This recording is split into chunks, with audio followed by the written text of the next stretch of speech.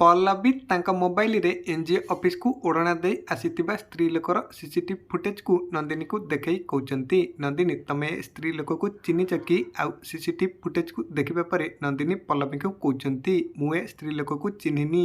ଆଉ ତାପରେ ପଲ୍ଲବୀ କହୁଛନ୍ତି, ନନ୍ଦିନୀ ମୁଁ ଜାଣେ ଏସବୁ ପଛରେ ତମର ହିଁ ହାତ ଅଛି। ପଲ୍ଲବୀଙ୍କ ପାଖରୁ ଏମିତି କଥା ଶୁଣିବା ପରେ ନନ୍ଦିନୀ ପୁରାପୁରି ଆଶ୍ଚର୍ଯ୍ୟ ହେଇଯାଉଛନ୍ତି। ତାପରେ ପଲ୍ଲବୀ କହୁଛନ୍ତି, ନନ୍ଦିନୀ ତମେ ସିନା ଉପରକୁ ଜଣାପଡ଼ୁନ କିନ୍ତୁ ଭିତରେ ଭିତରେ ତମେ ହିଁ ଏସବୁ କାମ କରୁଛ।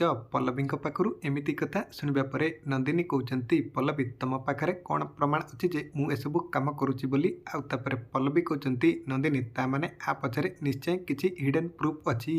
ଏମିତି କହିବା ପରେ ପଲ୍ଲବୀ କହୁଛନ୍ତି, ନନ୍ଦିନୀ ଏସବୁ କଥା ମୁଁ ତମକୁ ଏଥିପାଇଁ କହୁଛି କାରଣ ତମର ଆଉ ଆଦର୍ଶଙ୍କର ସେ ଫଟୋକୁ ମୋତେ ଜଣେ ସ୍ତ୍ରୀ ଲୋକ ଦେଇଥିଲା। ତ ସେଥିପାଇଁ ତମେ ଏବେ ଭଲରେ ଭଲରେ ମାନିଯାଅ ଯେ ଏସବୁ ପଛରେ ତମର ହିଁ ହାତ ଅଛି। ଆଉ ତମେ ଯଦି ମୋ ଆଗରେ ନ ମାନିକି ମୋ ସହିତ ଗେମ୍ ଖେଳିବାକୁ ଚେଷ୍ଟା କରିବ ତାହେଲେ ତମେ ଭଲ ଭାବରେ ଜାଣିଛ ମୁଁ କ'ଣ କରିପାରିବି। ପଲ୍ଲବୀଙ୍କ ପାଖରୁ ଏମିତି କଥା ଶୁଣିବା ପରେ ନନ୍ଦିନୀ ପୁରାପୁରି ଡରି ଯାଉଛନ୍ତି। ତେବେ ଦର୍ଶକ ବନ୍ଧୁ, ପଲ୍ଲବୀ ନନ୍ଦିନୀକୁ ଯେଉଁଭଳି ଭାବେ ୱାର୍ଣ୍ଣିଂ ଦେଲେ ଆପଣମାନଙ୍କୁ ଭଲ ଲାଗିଲା କି? ଯଦି ହଁ କମେଣ୍ଟରେ ୟେସ୍ ଲେଖନ୍ତୁ।